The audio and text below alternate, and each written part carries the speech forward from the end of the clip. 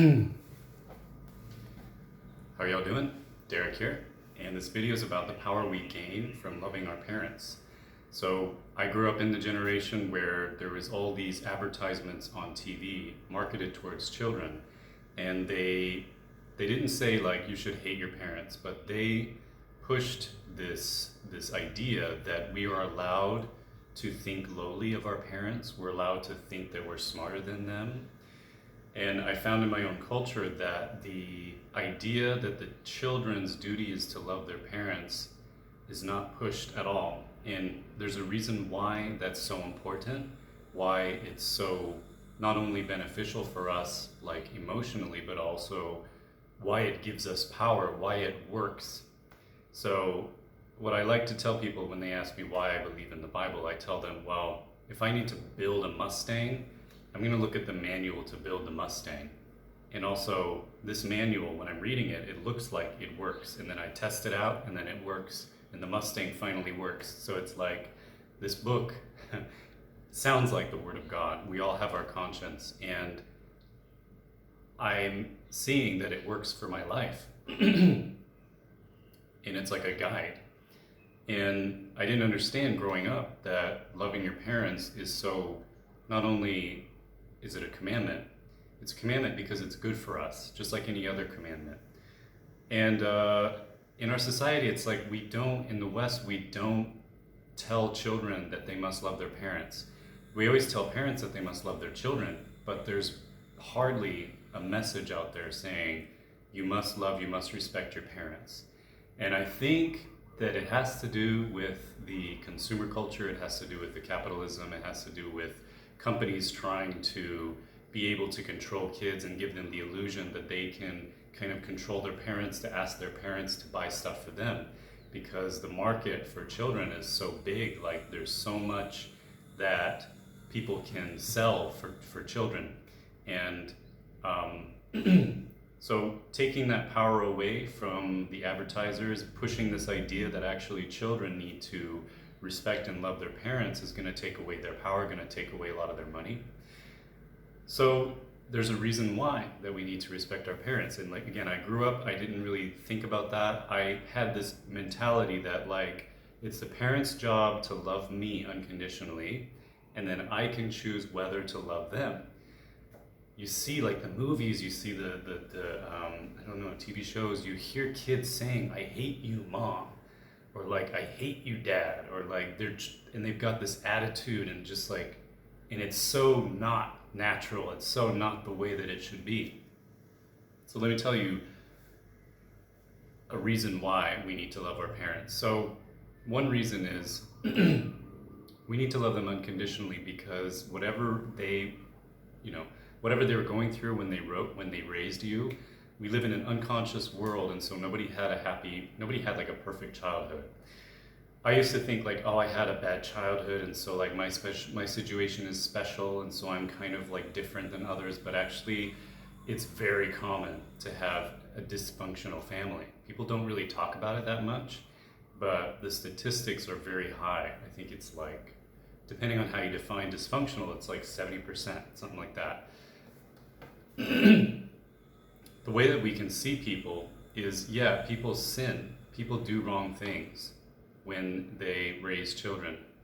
And if you grew up thinking that your parents never really cared about your heart, maybe they cared about your survival, but you didn't feel heard, you didn't feel like they cared about your heart, that is a sin against you, okay? Just like it was a sin against me.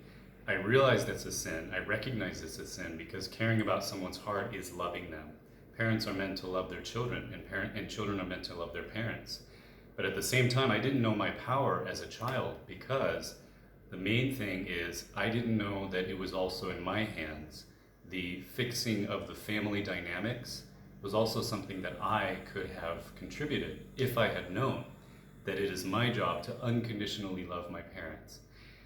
So had I known that, had I been taught that in my society, in the church, whatever, had that been pushed to me when I was a kid more, I would have realized that whatever problems our family's facing, if I had that in me, I would have been able to push more more love because it's something I should do. And to push more love, like respond with love to negativity, can actually stir the pot, and it can it can change the dynamics. It can change the outcome of how the family is. So a lot of kids might complain about their family, not knowing that they have some power. They have actually quite a lot of power to set an example and to show love. And when you're a kid, it's like we don't really understand that in the West, but the Bible tells you to do it. Sometimes the Bible tells you to do something, like God tells you to do something because it works, and then only later in life you figure out like why it actually works so well. So as a kid, it's like if you're a kid now, or if you had a childhood that was, maybe you have some hatred, or maybe you had some bad experiences, you need to understand that your parents are dealing with their own problems. They're doing the best that they can with the information that they have. That's a great thing to keep in mind. Like, people are doing the best that they can with the resources or information that they have. And so they're acting on whatever they believe, whatever they have as their worldview, and they're doing their best. Okay? So when we learn to unconditionally love people, we understand that when they're doing wrong, we can trace it back. Okay, so let's say your parents did something wrong. Maybe they were not doing their best, or maybe they were not doing doing very well as parents, and you can think, okay, well, they got that from their parents, right? And then where did that come from? That tendency, whatever, that lack of love, for example. So they learned it from their parents. Okay, where did their parents learn it from? They learned it from society. Okay, so where did society create this idea? And it always goes back to the beginning of sin. It can always be traced back to the devil tempting Adam and Eve, right? Because that's the start of sin. That's when things started to go wrong. So it's, in that sense, you can say it's like it is their fault, but it's not their fault at the same time. Anything that I do is not my fault, but it is my fault. It is my fault, but it's not my fault at the same time, because it's sin that came out from society into my mind, into my heart. Bad ideas, something like this, right? So we need to understand how to not only forgive our parents, but to love them right now. And there's a great power with that also, because when you have some thing that you don't like about your parents, maybe it's insecurity that they have, if you don't love them in spite of that, and if you hate that insecurity, or if you look down on that, you're going to judge that about yourself too. Just like in the Bible, it says, don't judge others, because the same measure that you judge others, you will also be judged. And a lot of people think, okay, so that's going to happen during the day of judgment, right? But actually it's happening right now. When you judge others, and for example, you judge others for wearing the color red. Let's just make it really simple. You don't like red. You really hate red, and you judge them. When you wear red, you're gonna feel like you're judging yourself, and you're gonna walk around judging yourself. You're gonna walk around self-conscious, because you've decided to judge others for that. And that's true for anything, like let's say you are a man, you don't want to be skinny, and you see guys that are skinny, and you're going to be like judging them secretly in your heart, deep down. And then when you stop working out for a long time, and then you get skinny, and then you start judging yourself and like not loving yourself fully for that. So I found like judging doesn't really help us, and it's actually it's taking away energy from our lives, the act of judging people. I went into Walmart when I was in America, and I was in a state, because when I can meditate, just as Jesus meditated, when I meditate, I can get into a state where I'm very aware of my thoughts, my feelings, my body. And Walmart is a place where it's easy to judge people. All sorts of people go to Walmart in America. And it's like, yeah, I think you guys know what Walmart is, maybe. It's a big super mall, or it has everything cheap from China.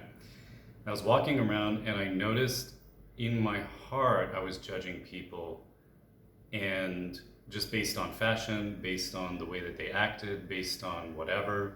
I didn't know anything about them, but I was judging them. And then I started to change and I started to realize, because when I was judging them, I was feeling like a taking out of energy from my body. I was feeling like this, my experience was going down. My experience of the shopping was going down. The energy was being lost. And then I changed midway through and I'm like, you know what, I can't judge anyone. I don't know anything about them, about their situation, about their beliefs. And even if I did, still, they're just doing their best with whatever resources and knowledge they have. So I cannot judge. So I decided not to have any judgments in my heart. And a lot of people think, oh, judging is from the mouth. Honestly, anything that we do, that we're commanded to do, to love, to not judge, blah, blah, blah, it's all done in the heart. It starts in the heart.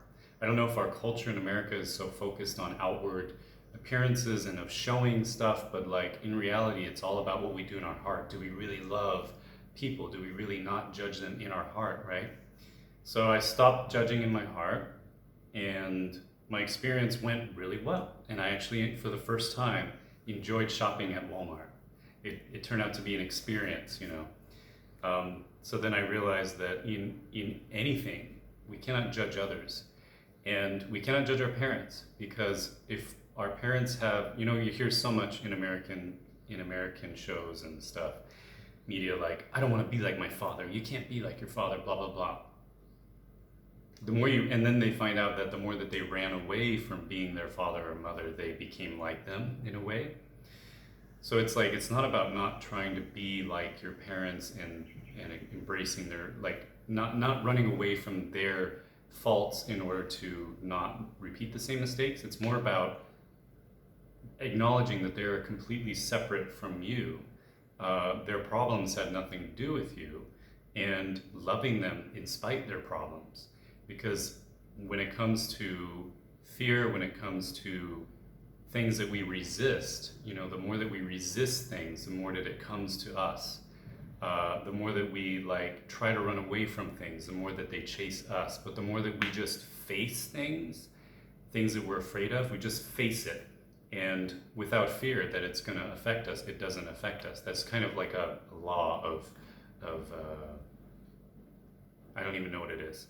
Law of resistance, law of fear, something like that. So, okay, so that's one power that you can gain by loving your parents. And the other thing is that, okay, so I wanted to tell a story. I was praying one time and I was meditating. Meditating to me is listening to God. Praying is talking to God. Just a brief thing is Jesus said that our prayers should be short. So he always kept his prayers short, but then he would go to the mountain and he would spend like hours on the mountain in solitude, meditating. Actually, it says meditating in the Bible. And so what does that mean? I think, in my opinion, it's like we're quieting our mind. All it is just quieting your mind and breathing, you know, not doing anything. And it's an act of listening to God. So I was meditating one time. I was in a very good state. And I asked God, like, what? Isn't it a father's unconditional duty? Isn't it a father's duty to love his son unconditionally? And I was just really confused why, you know, and I asked that question.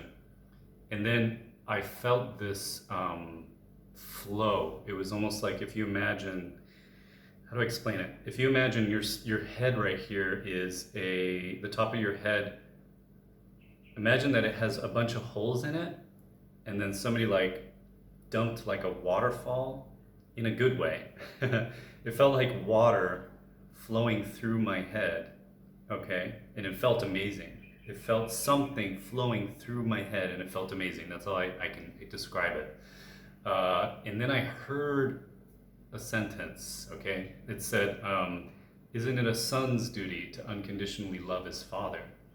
And then when I heard that, I was like, whoa, I never thought about it like that. Like, I never would have gotten that message in my own culture, in my own church, or anything. Like, it's in the Bible, but we just don't talk about it. We just don't focus on it. it's almost as if there are many things in the Bible that God told us to do that because of our society, we naturally buy into these lies and stories, and so we don't focus on it, we don't cover it, we don't spend time to understand what it means. And I think, for example, like if you say, love your neighbor as yourself, we always focus on love your neighbor, but we don't focus on as yourself. It's like you have to love yourself first. And that's just as important, because the love starts here, goes through your body, goes out of you and into others. Because if you want to love others and you don't love yourself, like it's not going to be a real love, I think. You have to love yourself first.